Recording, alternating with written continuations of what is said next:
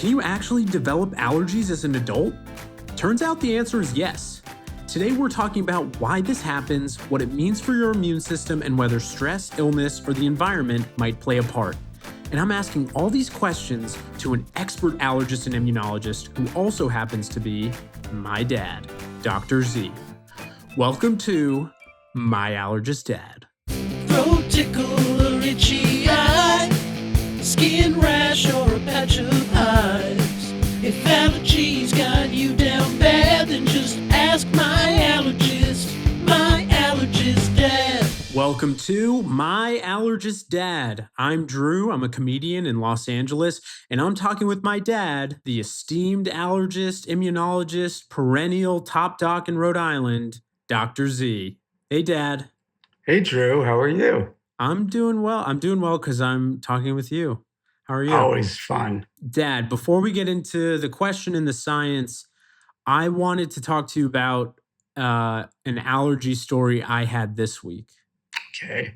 So we had a friend over, and we had these, you know, those marshmallows, the Vermont Marshmallow Company, those marshmallows. Yes. So we had the spice pumpkin flavor, very good, just to hype them.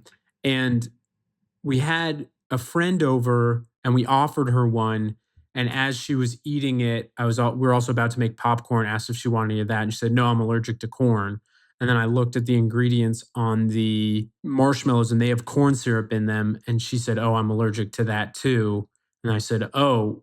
And she said, it's fine. I already took my allergy meds. What do you think that is where someone could, are there corn allergies where you can preemptively take an allergy med in case you eat it later? So there's so much we don't know about allergies and how much is real and how much isn't real. And obviously, to the person, it's very real. But sometimes you can be allergic to something, and then the amount of the key allergen or how the allergen is processed may not really be a problem because it's a corn protein and people extend it to corn syrup. And how much corn is in the syrup, this one I'm not an expert on, but it's obviously different than eating corn on the cob. And so is how much corn allergen is in the marshmallow may not have been enough for her, but it's enough that she might feel she has a reaction. And by preemptively taking an antihistamine, she feels better about it.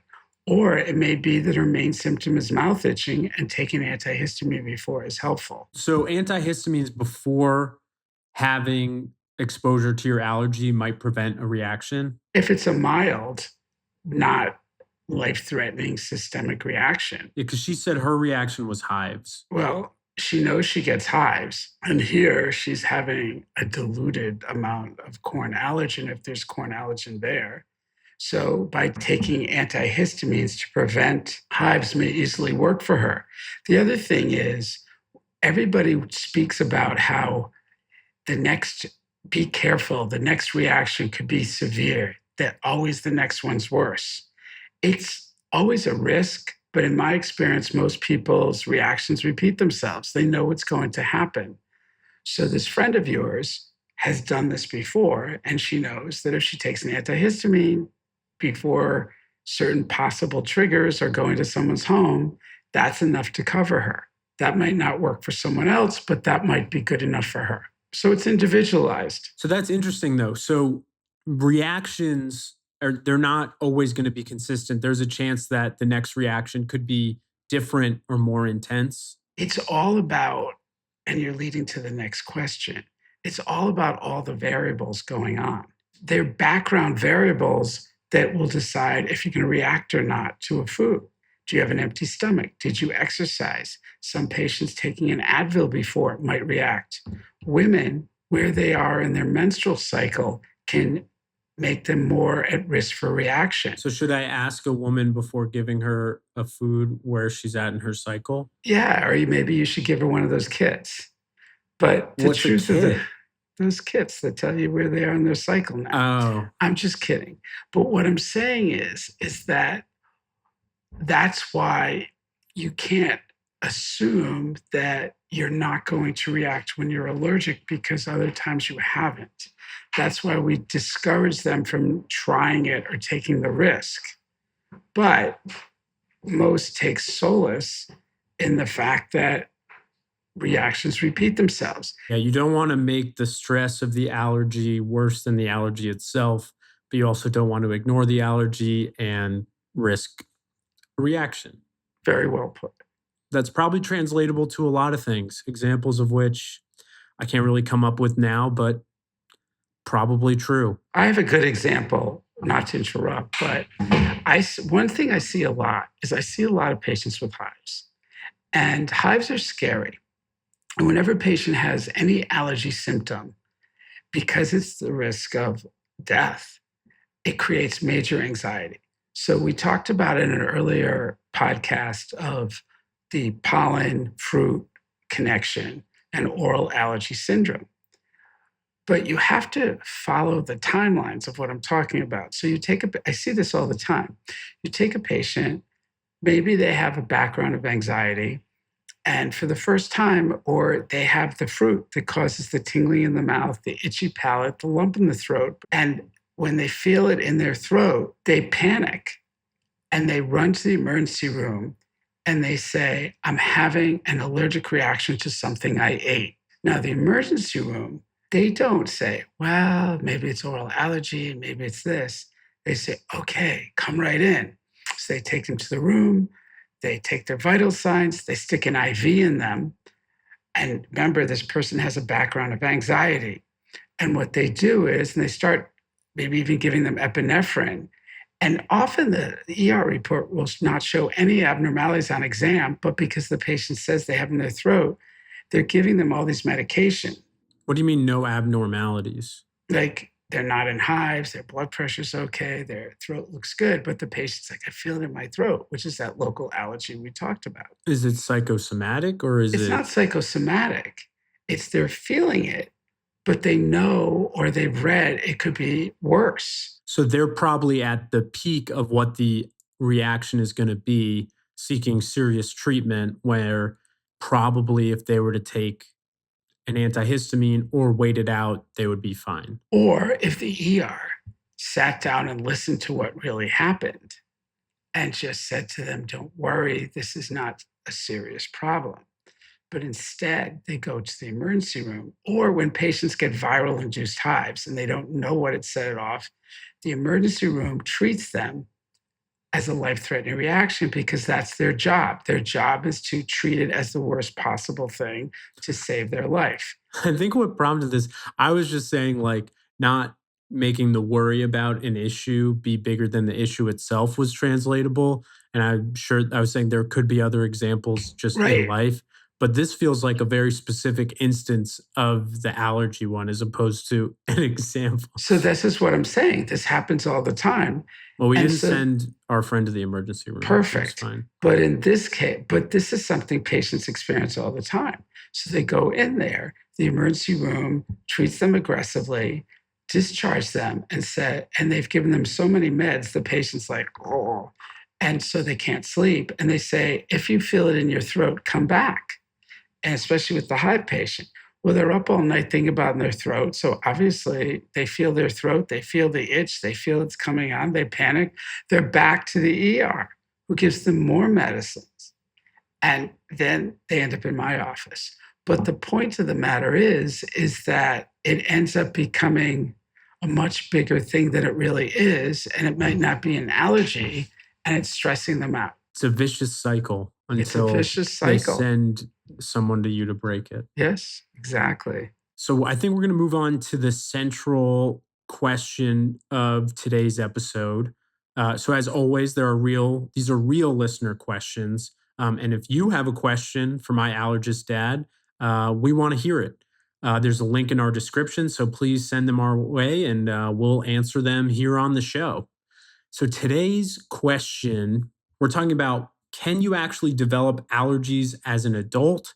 And what factors stress and environment and the immune system might play in developing those allergies. So, Dad, Dr. Z, why might someone develop allergies later in life? It's interesting. It's just It's always everything you talked interesting. about. Everything's interesting. Everything you talked about.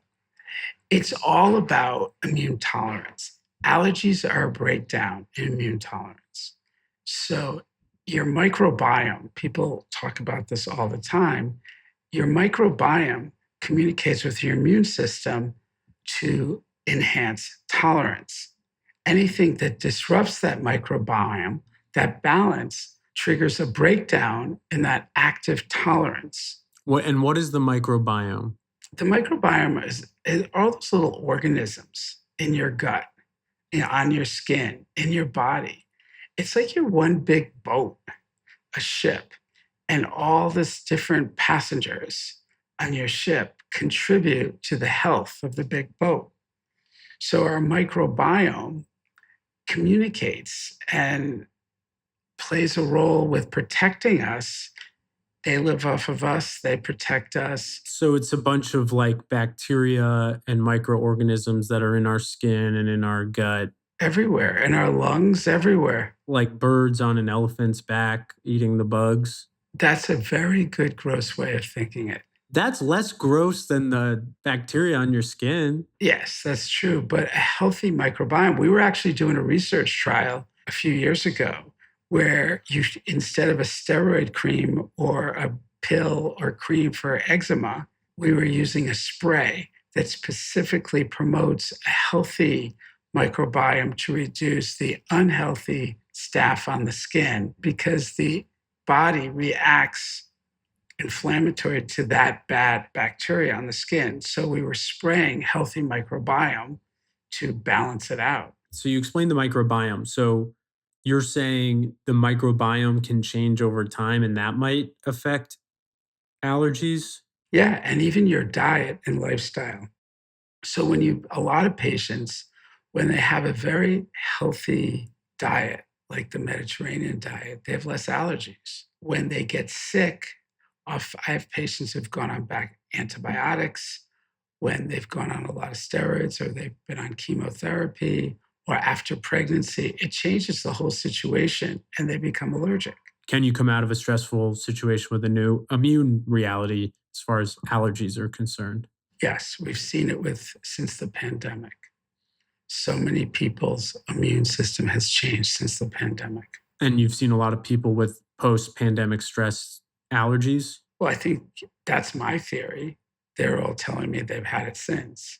I mean, a lot of blaming the vaccine, but or COVID infection, but some of them didn't really have a lot of that. And it seemed more stress related. It's a combination of everything. The virus stresses your body as well. So related, you said diet can play a role. Is it the quality of the diet leading to the state of your immune system, or could it just be overexposure to some allergen or some food thing leads to an allergy later in life? It seems that the Western diet, especially for people who have not been here, seems to lead to increased allergies. I've seen it in our state, Rhode Island. I've talked about it a lot. We have a Cape Verdean population, and I have so many Cape Verdean patients. They're very allergic, and they all say the same thing to me. They never had any allergy symptoms in Cape Verde. It's all since they came to America. And a lot of people, when they moved to America, they developed the immune problems, the autoimmune issues, the inflammatory issues, the allergies that were not a problem in their country. And when I say to the Cape Verdes, is there a difference in your diet? They'll say to me, oh, everything there was fresh. We grew everything.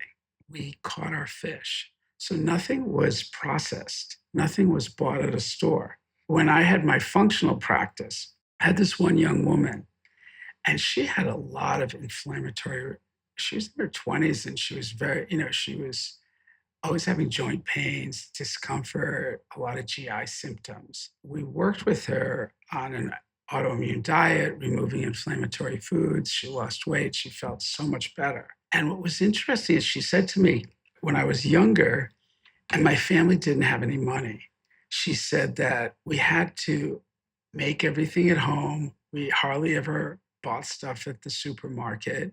We didn't buy any packaged foods, and we never went out to dinner.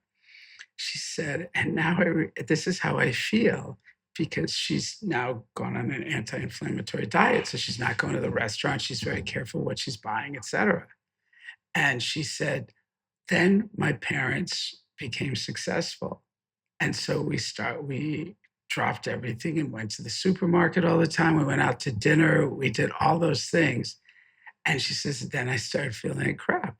Do you have any thoughts on like, because one thing I've heard different people say is, either genetically modified foods, either it's the issue is like, for example, the wheat that we eat, I've heard it has 40% more gluten in it than abroad. So a lot of people who have gluten sensitivities don't feel it when they eat in Italy or wherever else. Correct.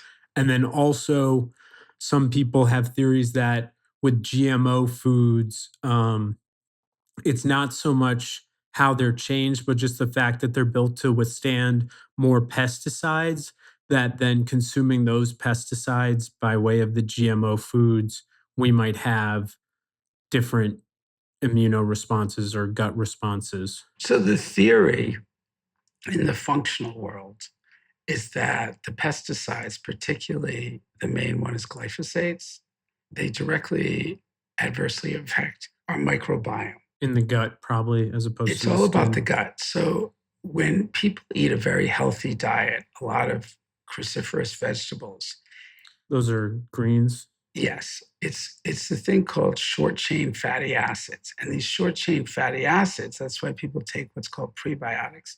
But some foods are natural prebiotics. And that creates this protective layer in your gut, which is just one layer thick of cells that separates the outside from the inside. Same thing with your nasal passages, same thing with your lungs, etc. And so you create this very healthy protective layer of this mucus layer from these short chain fatty acids that then protects you from the outside world. If you go on antibiotics, you go on these GMOs, all these different things adversely affect this nice mucus layer, and then it lays bare the gut lining, which then is at risk of being harmed. And the theory is then what happens is the tight junctions between the cells become leaky or separate. And that allows abnormal bacteria, that allows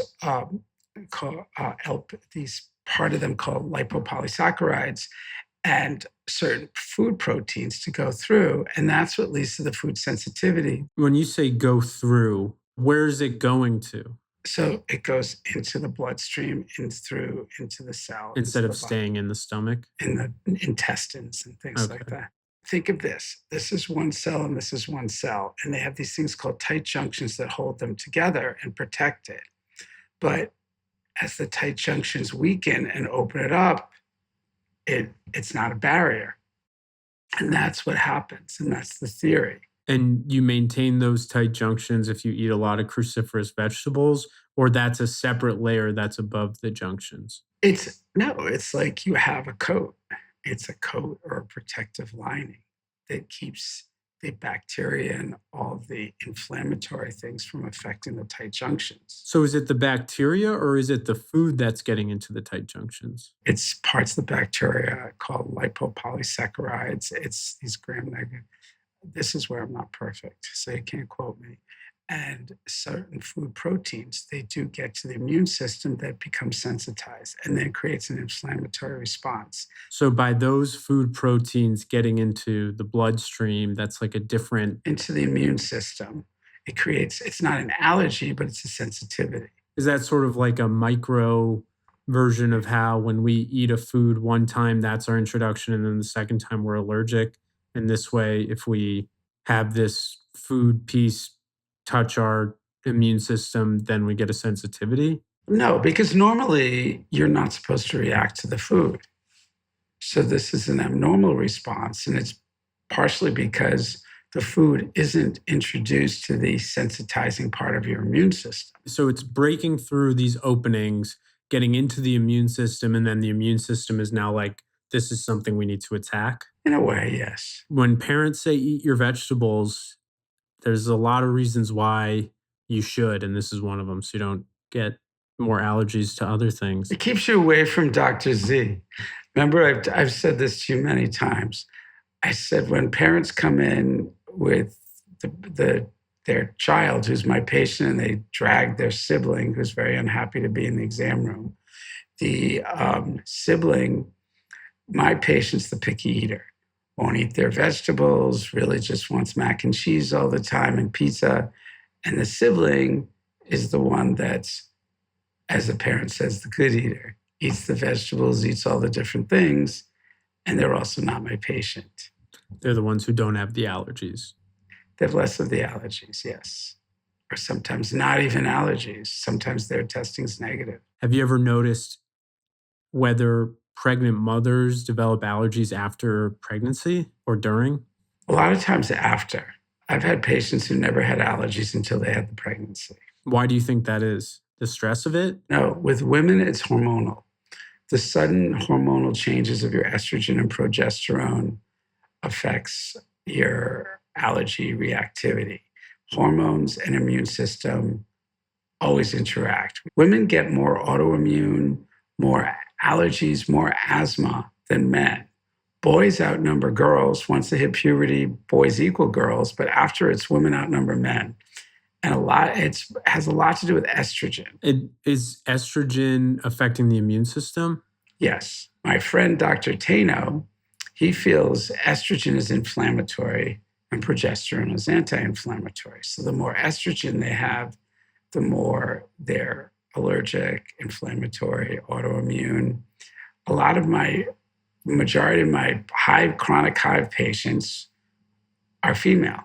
Estrogens are a big factor with immune. These post-pregnancy, probably hormone-triggered allergies, are those permanent? Are those temporary? Like, have you noticed one way or another? Some it's permanent. Some it's like it zapped them into allergies. They'll say, I never had this problem until I became pregnant. I hear it all the time. Adult onset allergies, have you found those harder to treat or easier to treat? I think they might be harder to treat. And I think they're harder to treat because you have a hormonal element in it. So when you're talking about immunotherapy, the desensitization, allergy drops or allergy shots, when you take a young man or a boy who's very allergic, it's two-dimensional. It's allergies triggering the whole thing. With the females, sometimes their allergy symptoms aren't just due to allergies. They're reacting to the environment in an allergic-like manner, but it doesn't involve allergy antibodies that we could desensitize. So they are reacting to the cat, but they're also reacting to the perfume, the barometric pressure change, etc. So they're more reactive. So those patients become more difficult to treat because it's not a classic allergy. I'll get patients that come to me who are referred because everybody's taking Zyrtec. Everything's over the counter. So they'll come to me and say, please, none of the allergy meds are working. I need testing. I need to figure out what my allergies are because I take every allergy med and nothing works. And they take 5 or 6, they're multiple. And I know I'm pretty confident that their allergy testing is going to be negative because that's why they're suffering.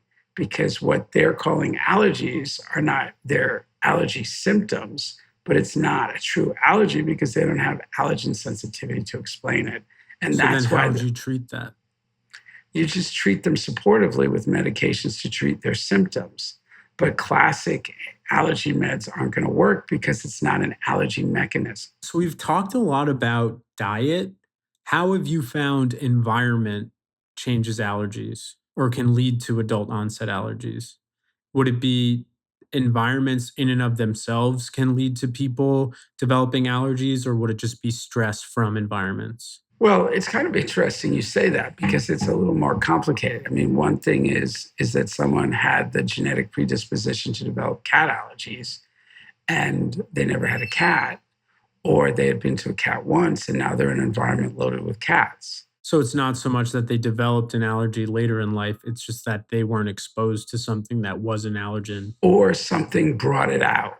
like an epigenetic thing. It could be a virus, it could be stress, it could be something that brought out their tendency.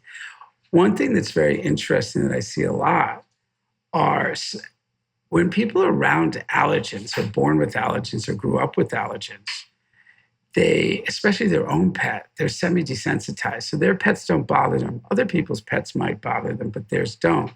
And there's definitely, it's almost like a chronic desensitization.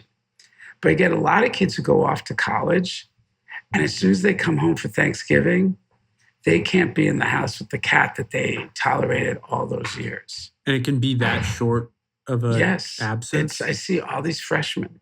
It's crazy. It's like me with Dolly. Yeah, you've been away. Dolly is my parents' dog, a little Shih Tzu. Very cute. She's very cute. She's very sweet. And unfortunately, she makes me a little itchy if I don't take Allegra. So it sounds like environment. I mean, in that instance, it's the environment is at first preventing the allergy, and then the different environment brings the allergy back. But I think we just keep coming back to the point that it's just not as simple as allergy, allergy med, or cat or dust mite causing it. It's simple like that. And that's what happened to me. Getting in a dust mite free environment and desensitizing myself to dust mite works really well. And with many patients, it works great and it gets them to the level of tolerance and they do well. But for some patients, it's multifactorial. And that's what makes them harder to treat.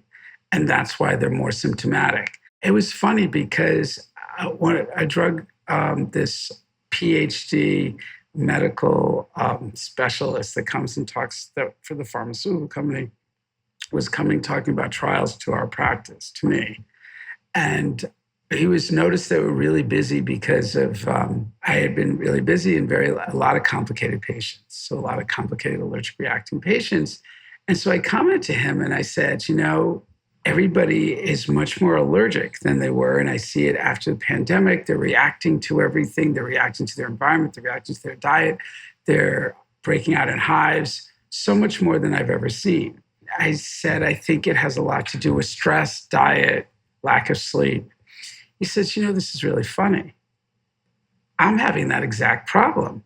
And I think that it's everything you said. I didn't have this problem before. And now I'm reacting and I'm taking a daily antihistamine. And I think that's happening with so many people is all they're doing is not really going to the root cause and just taking a daily antihistamine every single day. They're so busy with their lives. They go to the drugstore, get allergy meds, like, okay, this will help me sleep tonight. And then they end up being on it every single day. They don't realize that these allergies are bothering them all the time.